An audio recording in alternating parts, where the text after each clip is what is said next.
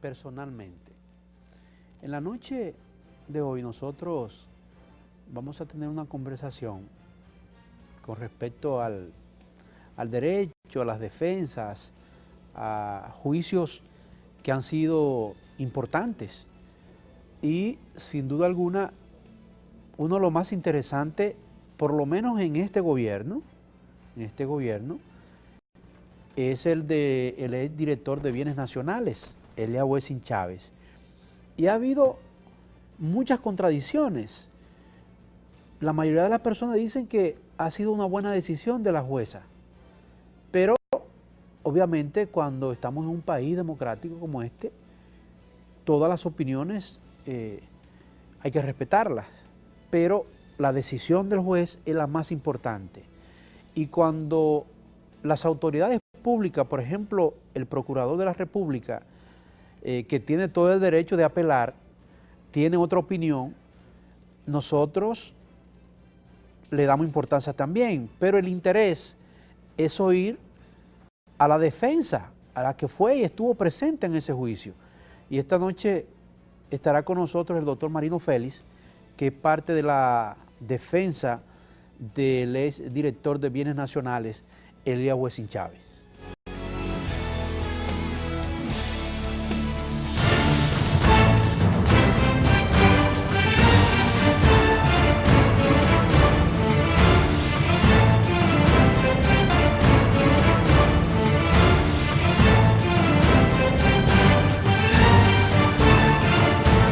Bien, decíamos en la introducción del programa que esta noche vamos a hablar de sentencia, de juicio y de decisiones de muchos jueces que en el país se pueden tomar en cuenta y muchas de ellas que han sido cátedras, sentencias tomadas por jueces que tienen la responsabilidad y el deber de tomar las decisiones no importando quién sea. Tenemos al doctor Marino Félix, que es parte de la defensa del ex director de Bienes Nacionales, Elías Wessing Chávez.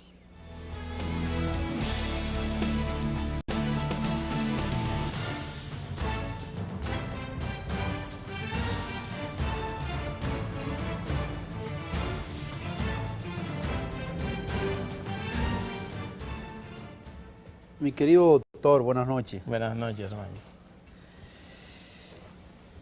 Doctor, primero, agradecido de que esté esta noche aquí en Personalmente. Sabemos que independientemente de que su trabajo normalmente es en el día, pero en la noche tiene que estar en su oficina y en su casa, leyendo para casos posteriores a la que estuvo en el día. Y nosotros les hemos dado seguimiento a muchos casos, a muchas sentencias, pero en este en particular, a la situación del exdirector de Bienes Nacionales, Elías Wessing Chávez. Y como nosotros no somos duchos en la materia, me atreví a buscar la sentencia y consultar a un colega suyo que me reservó el nombre y me había dicho, no porque usted esté aquí, que la juez había dado cátedra y que con esa sentencia se podría hacer un libro.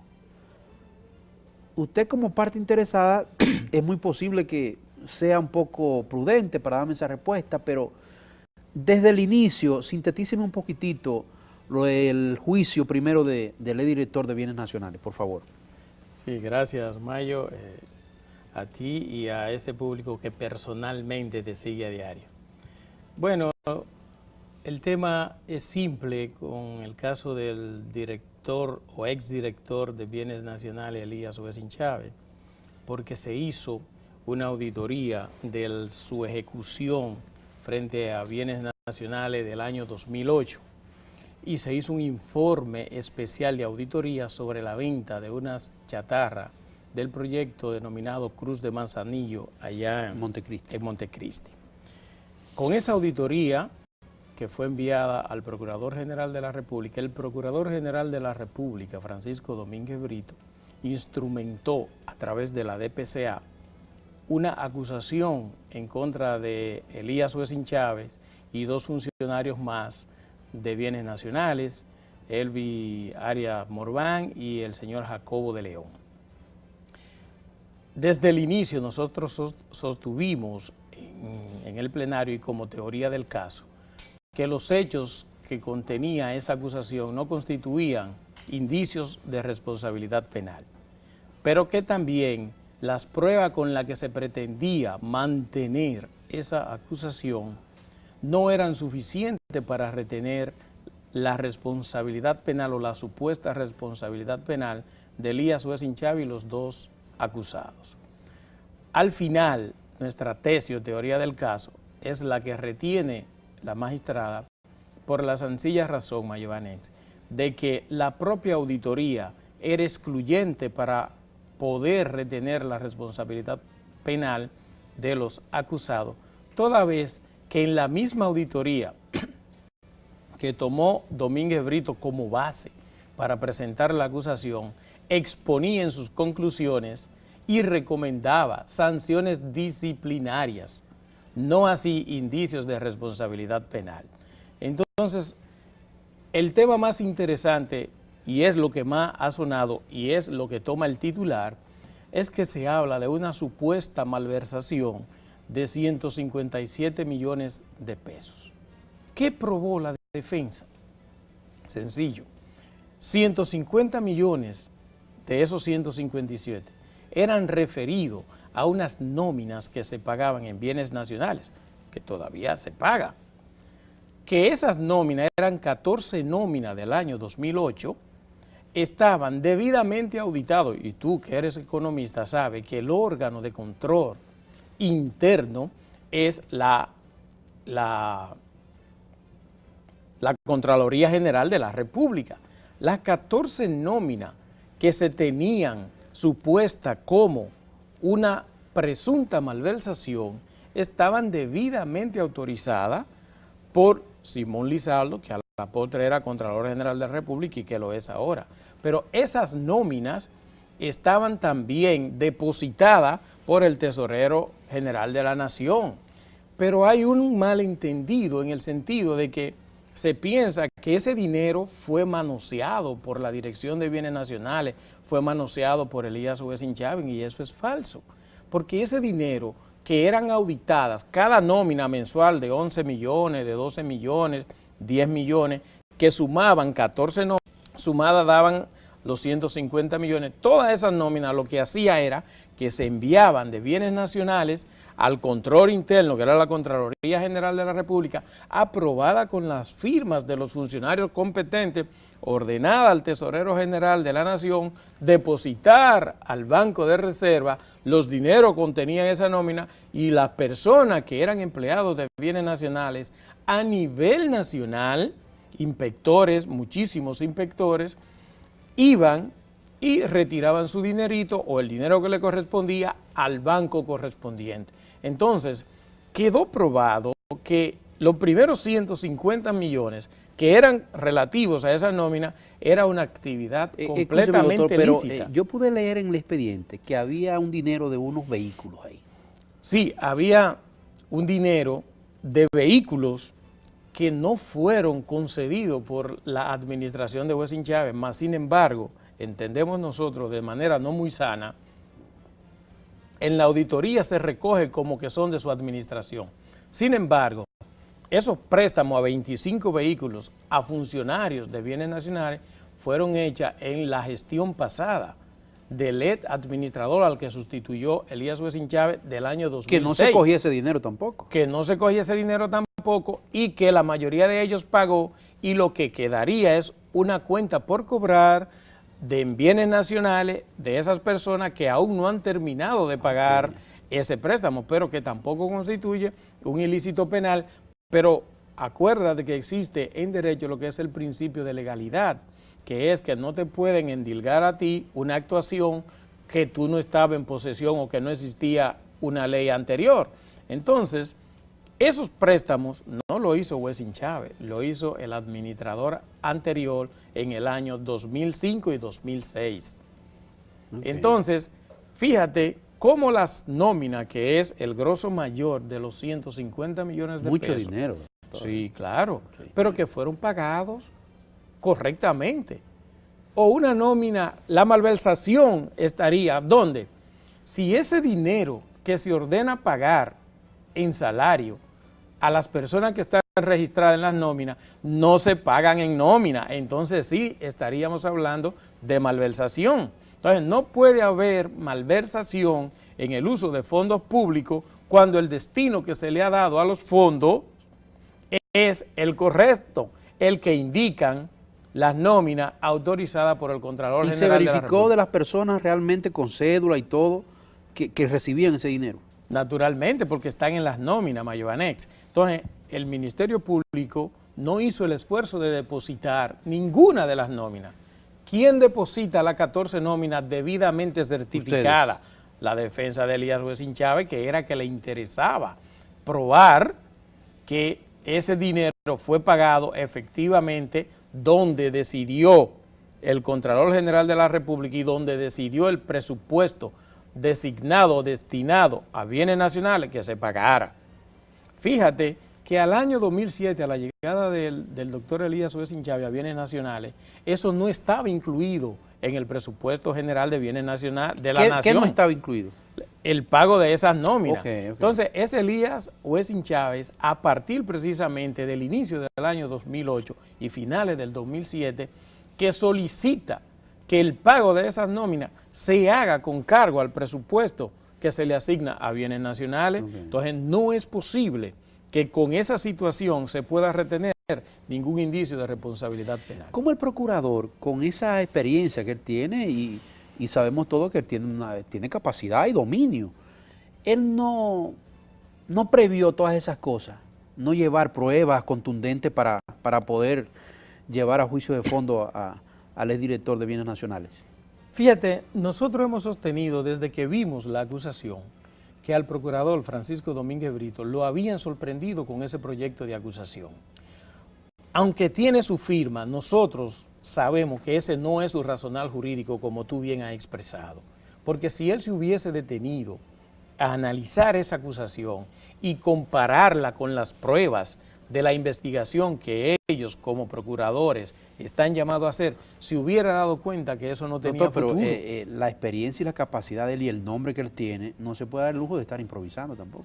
Nosotros no creemos que sea un acto de improvisación, sino que a lo mejor confió mucho en la persona a la que puso a hacer la investigación y no sabemos si se ha dado algún tipo de conflicto, pero entendemos que actuó, y lo decimos con toda la humildad del mundo, con ligereza al presentar esa acusación sin la debida sustentación de las pruebas que pudieran demostrar más allá de toda duda razonable. No obstante a eso, doctor, porque yo me he fijado que cuando se toma una decisión, por ejemplo, un juez que uno ve que no es capaz de hacer diabluras por debajo, cuando toma una decisión de X sentencia, él dice, bueno, una vez más la impunidad nos ganó.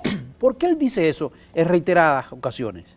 Bueno, esa es una buena pregunta y yo entiendo que esa palabra no queda bien en los labios de un Procurador General de la República. Y te explico por qué. El Procurador General actúa en nombre de un órgano del Estado. Quien emite una sentencia descargando o condenando es un poder del Estado. Entonces entendemos que esa palabra que la utiliza Domínguez Brito, y corroboro contigo con frecuencia, no queda bien en sus labios, porque está diciendo que estamos ante un Estado impune del que él es parte. Porque imaginemos la siguiente situación. Si él emite un acto de archivo, entonces él está contribuyendo con la impunidad. No, a él le rige, igual que a todos los miembros del Ministerio Público, el principio de objetividad, consagrado en la Constitución y en la Ley Orgánica del Ministerio Público. Entonces, cuando él utiliza esa palabra que hubo, y te debo decir, inclusive una convocatoria de jueces en oposición a ese término que utilizó con una decisión que no recuerdo cuál es, y hubo una oposición pública inclusive. Y reitero que no queda bien esa palabra en boca de un Procurador General de la República, sobre todo que se sustenta en un Estado de derecho, en donde la figura del procurador es el encargado de la persecución del crimen, y él es procurador porque estaba en un Estado de derecho gobernado por la Constitución y las leyes. Doctor, entonces, él va a apelar, ¿verdad? Es lo que vi en la prensa. ¿Y ustedes con qué vienen? Fíjate que nuestra primera reacción cuando se emitió el auto fue de humildad y dijimos, bueno, si Domínguez Brito y sus adjuntos leen y analizan con cuidado esta decisión que ya tú la analizaste y no eres abogado y tiene un criterio al respecto de lo bien fundada que es, él no la va a recurrir. Y estamos seguros que si él consulta a los procuradores fiscales que estuvieron en el caso, la recomendación será de que eso no hay que apelarlo. ¿Por qué que no hay fundamento alguno? Porque no tienen pruebas y en el Estado de Derecho actual en la República Dominicana no condenan ni liberan los jueces, condenan y liberan las pruebas o la falta de ellas. Y es lo que ha pasado en la especie. Es decir, que usted tiene la esperanza de que él va a desistir si él ve, porque él, nos imaginamos la sentencia, la leyó. Yo espero Nos que imaginamos sí. que sí, porque yo espero que sí. él, como yo le dije, no va a improvisar, porque es un hombre que supuestamente no improvisa. Y si él leyó el contenido de la sentencia, no va, pero si apelan, ¿ustedes están preparados para...? Naturalmente, si apela, yo entiendo que será muy fácil para nosotros contestar, como hicimos en las audiencias orales que se celebró el juicio, contestar la apelación que ellos podrían hacer, porque es que nosotros estamos montados sobre la falta de prueba y la falta de indicios, y contra eso, ni él, Domínguez Brito, ni ningún procurador fiscal, ni ningún abogado puede pelear, porque la decisión va a ser siempre la misma, un descargo. Doctor, nos vamos a ir a una pausa y cuando retornemos, por favor, que usted nos diga y nos oriente cómo se preparó eso en la Cámara de Cuentas, porque después primero la Cámara de Cuentas que lleva el asunto al procurador. ¿Cómo se hace eso? Dentro de la Cámara de Cuentas, si hay abogados que también asesoran, que me imagino que hay allá en la Cámara de Cuentas, ¿cómo se podría hacer eso? Por favor. ¿Cómo no?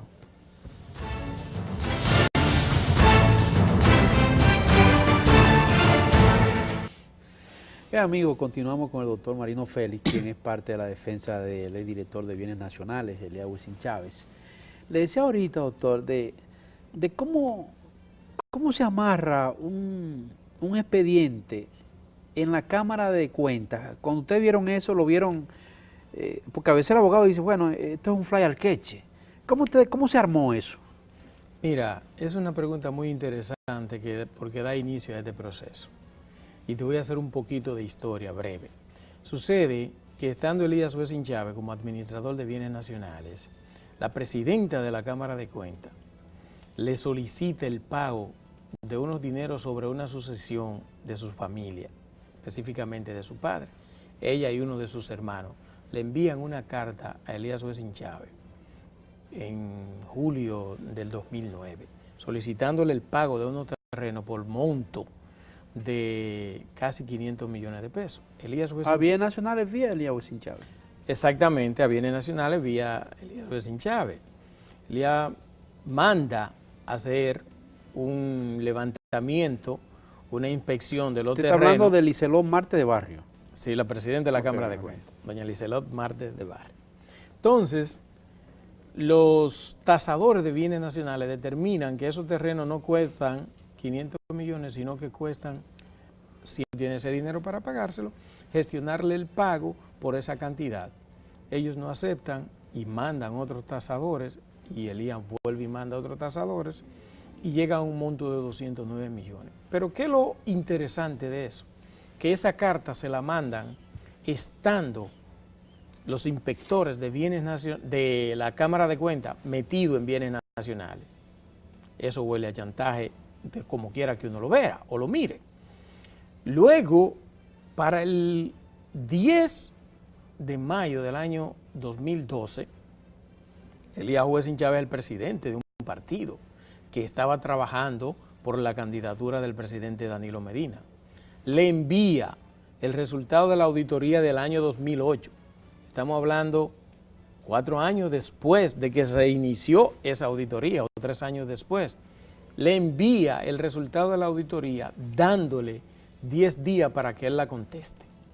Elías Wisin Chávez le solicita que le dé una prórroga porque estaba en campaña. Le dijeron que no, tuvo literalmente que salir de la campaña de Danilo Medina, él y los 3 implicados, para contestar la auditoría provisional. Esa contesta se produjo. Sin embargo, a pesar de que se aclararon todas las situaciones que se señalaban como presuntamente irregulares, como quiera, la Cámara de Cuentas y su presidenta la mantuvo. Nosotros entendemos que se violaron muchos trámites respecto a las auditorías, porque, Mayobanex, es bueno aclararte que habiéndose contestado, y esto no hubiera llegado a los tribunales si la Cámara de Cuentas y los auditores le hubieran hecho caso al reporte que se dio desde Bienes Nacionales, contestando cada uno de los puntos. Sin embargo, no lo hicieron. Entonces, la orquestación de la auditoría, nosotros entendemos que viene de un asunto personal de parte de su presidenta, por lo que te dije, que pretendía que Wessing Chávez pagara unos terrenos al valor del 500% por encima de lo que costaban de acuerdo a los tasadores de bienes nacionales. Doctor, pero la decisión de Elías Wessing Chávez salir de bienes nacionales, ¿el presidente lo destituye o él renuncia? Fíjate que Elías Wessing Chávez, yo no sé, tú que haces muchos programas políticos y conoces a muchos políticos, es el único funcionario que cuando recibió la auditoría fue llamado a Palacio y puso su cargo a disposición. Creo que Montalvo, el secretario administrativo o el secretario de la presidencia. Secretario de Estado. Secretario de Estado de la presidencia puso su cargo y renunció de bienes nacionales para someterse al proceso penal ordinario. Y ahí están los resultados, porque siempre estuvo. Elías es un hombre muy creyente. Él y mucha gente de su partido son muy creyentes. Y él, un hombre creyente en Dios y creyente en que no había hecho nada y que no temía nada, renunció y se sometió. Mire, doctor, al rigor de la justicia. Eso que usted ve ahí fue que él estuvo aquella vez, después de esa situación, nosotros invitamos a Elías Wessing Chávez, ahí él estaba diciendo y mostrando documentos de que iba a enfrentar a la justicia con respecto a eso. Míralo ahí. Sí, sí, naturalmente. Y ya ahora son los resultados que usted está dando aquí. Sí, naturalmente. Es que él como cristiano hay no sé si es un proverbio, es sencillamente un adagio, que el que nada teme, nada debe. Doctor, entonces nunca temió nadie y por eso enfrentó la justicia de manera ordinaria. Doctor, usted pica, excúseme la palabra pica, porque el doctor es de la defensa de Félix Bautista, de la defensa de Amable Ariti Castro y de otros. Usted dice que usted tiene buenos clientes, doctor. Bueno, la divina providencia nos ha iluminado y nos es decir, que usted es creyente también. Sí, somos creyentes y nos ha puesto en el camino de estas personas que de alguna u otra forma se ven afectados, tienen conflicto con la ley. ¿Usted es muy confiado cuando va al estrado? Bueno, siempre nosotros llevamos una teoría del caso, desarrollamos nuestra tesis y confiamos siempre en la inocencia de las personas que asistimos, porque si no tuviéramos las herramientas para defenderlo, pues sencillamente no tomaríamos el caso o planeáramos una estrategia de defensa distinta a la que presentamos en los Doctor, estrados. ¿cuándo ustedes dan por concluido esto de Elías Wessing Chávez ya? Bueno, para nosotros concluyó y debe haber concluido para la Procuraduría General de la República, si fueran objetivos. Si fueran objetivos, esto debió concluir ahí, porque es, como dijimos al inicio, la sentencia es muy clara, se basta a sí mismo. Y como no tienen pruebas, como no tienen indicios de responsabilidad penal, recurrir en apelación sería un acto de maldad, entiendo yo, y creo que el procurador es un hombre muy creyente que viene de la fe cristiana y de la iglesia de Santiago y debe mirar a Dios antes de interponer ese recurso de apelación, porque con esas pruebas y esos argumentos que están, no va para ninguna parte. Elías Wessing Chávez, con esos términos del procurador, ¿no ha difamado o ha usado epítetos en contra del procurador? Independientemente de esa posición del procurador de la República. No, al contrario, la posición de Elías Wessing Chávez ha sido siempre una posición de respeto y humilde frente al procurador. Fíjate que sus primeras declaraciones al salir del salón de audiencia fue dar gracias a Dios y luego decir que cree en la justicia dominicana, y el procurador debe decir que cree en la justicia dominicana, porque si no, no fuera procurador. Entonces, a eso apelamos y a eso apeló. En ningún momento ha utilizado términos ni epítetos, ni ha apostrofado al procurador de manera negativa. Doctor, ¿cómo debe sentirse un juez o una jueza cuando alguien dice ganó la impunidad? Bueno, ya te dije respecto a ese término, y sobre esta jueza en particular, debemos decir lo siguiente. La magistrada Scarlett Romero, que es como se llama, ¿por qué favorecer a Elías Wessing Chávez? Esa es una jueza del sistema, y cuando decimos que es una jueza del sistema, todos los jueces lo son, pero con ella y los nuevos jueces en especial, porque son jueces que entran por concurso de oposición a la Escuela Nacional de la Judicatura, duran 2 años estudiando, pasan a ser jueces de paz y luego ella ya ha sido ascendida a jueza de la instrucción. ¿Por qué tendría no es interina esa jueza? ella, no es interina. No, jamás, es una jueza titular, recién promovida. ¿Por qué tendría esa jueza que favorecer a Elías Wessing Chávez? Para ello hubiera sido muy fácil hacer lo contrario. Más sin embargo, se deben sentir mal los jueces cuando dan una decisión fundada en derecho y utiliza el procurador esa palabra que tanto pone en sus labios respecto a la impunidad, que yo entiendo que como procurador no debe hacer.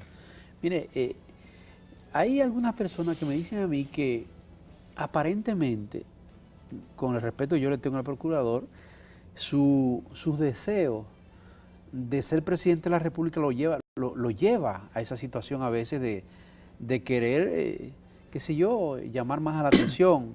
No sé si a usted también le parece esa situación del procurador. Bueno, fíjate que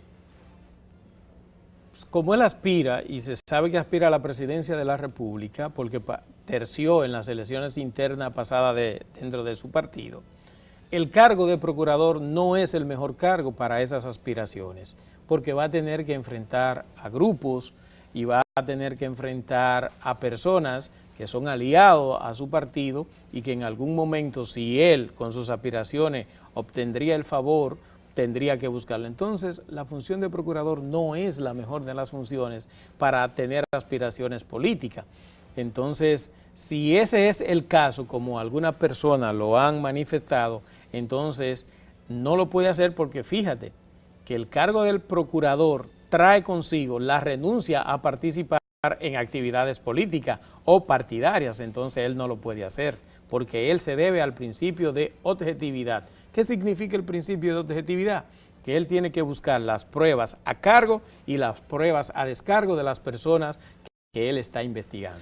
Doctor, ¿usted cree que la justicia, independientemente de que la jueza con su decisión haya favorecido a su cliente, ¿usted cree que la justicia marcha bien o tiene en estos momentos dificultades? Bueno, yo entiendo que la capacidad técnica de los jueces ha mejorado muchísimo y las mayores dificultades en la justicia es a la hora de presentar los casos. Los jueces, como te dije ahorita, ya no son los jueces que condenan o descargan, son las pruebas y la buena instrucción del proceso. El Ministerio Público tiene que hacer un esfuerzo mayúsculo, tiene que buscar buenos investigadores, tiene que buscar fiscales competentes, tienen una escuela que han ido progresando, mas sin embargo sigue habiendo mucha falencia al momento de presentar las acusaciones e instruir los procesos, que es el problema que presentan muchos fallos que se dan. ¿No puede venir una complicidad desde la policía y el fiscal y así entonces llegar con dificultades al tribunal? Bueno, entonces hay un Consejo General del Ministerio Público que está llamado a velar por esa situación, entonces debe estar ojo visor y de cerca con esa situación. Es una cuestión de hecho que como somos dominicanos sabemos que se puede dar, pero el procurador como jefe de la política criminal tiene que velar porque eso no pase. Con respecto a los adolescentes y los nuevos códigos, ¿usted cree que es prudente que le hayan aumentado los años a los menores? Es un tema muy largo y habría que hacer mucha historia. Sintetíceme un poquitito, para aunque es muy delicado el tema. Bueno, la historia criminal ha demostrado que muchas penas no evitan la los crímenes ni los delitos. Y el hecho de que se aumente la pena puede ser una advertencia y llamar a la reflexión, pero es a menores. La responsabilidad del menor recae sobre el padre. Entonces el aumento de pena yo no creo que sea la solución inmediata al tema de la delincuencia juvenil y de la delincuencia infantil. ¿Cuál podría ser parte de la solución? Bueno, parte de la solución sería, yo aceptaría inclusive que le den pena mayor a la que le ha impuesto, cuando no exista ningún niño pidiendo en la calle. Cuando tengamos Doctor, guardería. Pero hay niños de esos que repiten muchas veces el mismo acto y otros. Y después que hacen la actuación o cometen el delito, están riéndose por ahí, haciéndolo como un adulto cualquiera, porque un adolescente cuando coge una pistola, ¿sabe cómo le está cogiendo la pistola? Y mata. Y allá, cuando lo tienen frente al juez, es como un santo. Sí, pero es que tiene que ser como un santo, porque entonces ha fallado el sistema. Fíjese cómo usted empezó, que entran y salen, entran y salen. Si entran y salen mejor o peor, todos sabemos que salen peor. Entonces está fallando el sistema. ¿Hacia dónde salen? A la calle otra vez. ¿Quién lo protege? Nadie. Entonces, con que usted imponga pena, usted lo que va a sacar, si usted pone 15 años, 20 años, lo que va a sacar una persona que entró como adolescente, como un adulto que no sirve para nada. ¿Usted está de acuerdo con los 30 años o más? El máximo. ¿De la pena? Sí. Naturalmente, y pueden ser más. Nadie aquí en el país, nadie, doctor, nadie, absolutamente nadie ha cumplido 30 años en la cárcel. Entonces usted me está dando la razón, que por que endurecer la pena no Sí, evita pero el crimen. El caso de los menores. El caso de los menores, 5 años son suficientes para enmendar a un niño o a un adolescente que haya cometido un delito, si usted tiene buenos mecanismos y buenos procedimientos para reorientarlo, porque el fin de la pena, ¿cuál es? El resarcimiento del daño, pero la resocialización del individuo, sea menor o adulto. Entonces, si usted entra un menor a la cárcel y sale peor, ¿quién falló? ¿El menor o el sistema? El sistema. Entonces, doctor, esto de que, por ejemplo, usted ve, fulano cometió un crimen en la calle a la muchacha, a la joven que la cegaron, ese muchacho tenía 5 o 6 expedientes. ¿Cómo salen? Explíqueme. Bueno, hay muchos mecanismos y por lo que te decía ahorita, a lo mejor no hay una buena instrumentación. Nosotros vivimos en la República Dominicana. Aguante ahí, doctor. Usted es el juez. Ajá. Y el muchacho va 5 veces ahí donde usted, 5 veces, y usted es el juez. Y usted sabe que el expediente está mal instrumentado, y usted sabe que él lo hizo, usted lo suelta. Bueno, es que hay una regla que es constitucional, el 69.10 de la Constitución establece que todas las normas del debido proceso deben ser aplicadas en la jurisdicción y en las actuaciones administrativas. Si usted ha cometido un crimen, cualquiera que sea, y a usted lo arrestan y lo presentan ante el juez 5 días después y se comprueba que usted ha estado arrestado 5 días después por mandato de la Constitución, a usted hay que ponerlo en libertad y si yo soy el juez, lo pongo en libertad, porque eso es lo que dice la Constitución. Seguro, doctor. Pero En contra de su voluntad. Pero esa es la Constitución. Entonces, Oye. si usted no lo pone en libertad, usted comete, de acuerdo a la ley orgánica que crea los procedimientos constitucionales y el Tribunal Constitucional, entonces usted comete una infracción constitucional que el perseguido va a ser usted como juez. Doctor, las cárceles, cada vez que llegan nuevas autoridades, dicen que Covita Nueva barre bien. Van a las cárceles y le sacan celulares, televisores y demás, pero a la semana usted ve que están las parábolas ahí. ¿Por qué, doctor? No, porque se está haciendo un gran esfuerzo y ahí hay que reconocerle al Procurador General de la República, Francisco Domínguez Brito. Usted no es mezquino, usted le reconoce las cosas claro, buenas. Claro, jamás. Es un tema técnico cuando tenemos un caso. Él tiene una posición y yo otra. Pero fue Domínguez Brito que empezó con el nuevo sistema o modelo penitenciario con la cárcel de Puerto Plata, en la que nosotros estuvimos participando en la gestión de la misma. Entonces, el nuevo modelo penitenciario está llamado a solucionar esas situaciones. Fíjate que con el esfuerzo que él ha propuesto la cárcel modelo de Najayo para que entre al nuevo sistema penitenciario. Entonces, ese nuevo modelo o sistema penitenciario, que ya no es tan nuevo porque hay muchísimas cárceles en la República Dominicana, está llamado a resolver esa situación, porque ahí hay igualdad para todo el mundo. Todo el que está ahí come lo mismo, viste lo mismo, bebe lo mismo. Yo no sabía eso. Sí, no puede usar celulares. No puede... Ahí no hay celulares, doctor. No, en Najayo sí, pero cuando la cambien al nuevo modelo no va a haber. Por ejemplo, cuando tú vas a una cárcel, los presos le dicen los azulitos. Te puedo citar, por ejemplo, la de Puerto Plata, Rafael Santiago, la que hicieron nueva en Higüey. Hay muchísimas cárceles ya en donde los presos no tienen celulares y las llamadas están observadas, son observadas por los que atienden la cárcel. Y tú nada más puedes llamar a 2 o 3 personas que tú señales que son las que tú puedes llamar. Entonces ya existe ese control. Cuando Najayo entre, por ejemplo, en Najayo Mujeres es así, que pertenece al nuevo modelo. ¿Y allá en Asua? ¿Cómo es ese asunto? No, el 15 de Asua es la cárcel de castigo. Explíqueme eso, doctor. El 15 de Asua es la cárcel de castigo. ¿Y esa no puede ser moderna? Sí, se puede modernizar, pero a los presos que se portan mal en todas las cárceles del país... Le meten el cuco, va para Asua. Va para el 15 de Asua, al solazo. Ahí hay un solazo en el patio que usted se pone ahí con los criminales. ¿Y usted ha ido allá, doctor? ¿Usted ha ido? Sí, he ido muchas veces porque yo soy un abogado que ejerce la materia penal a todo lo largo y ancho del país. Doctor, que allá en cualquier cárcel del país le dice, mire, pórtate bien si no te llevamos a Asua. Entonces, ese es el cuco. Es el cuco. Así que nadie quiere que lo lleven ahí. Nadie quiere que lo lleven ahí y hay un alto índice de violencia ¿Sí? en ese patio de la cárcel del 15 de Asua. Un alto grado de violencia. Hay de todo ahí. Yo no he visto de todo, pero hay mucha violencia. Mucha violencia. Y los presos, cuando lo trasladan allí, además de que está muy alejada, está metida en el 15 por un monte que tú tienes que manejar y llegar hasta allá y ahí no llega nada que no lleven. Oye, entonces es el mencionado 15 de Asua. El 15 de Asua. Ahora mismo, doctor, el calor ya usted sabe. No. El calor, usted con aire en su casa tiene calor. Claro. Imagínese ahora en Asua. En Asua. Metido en una solitaria, doctor. En el 15. No sé si hay solitaria. No hay solitaria. Pero lo sueltan en el patio sí. con los presos que mandan allí y creo que eso lo aterra más que la solitaria. Es terrible.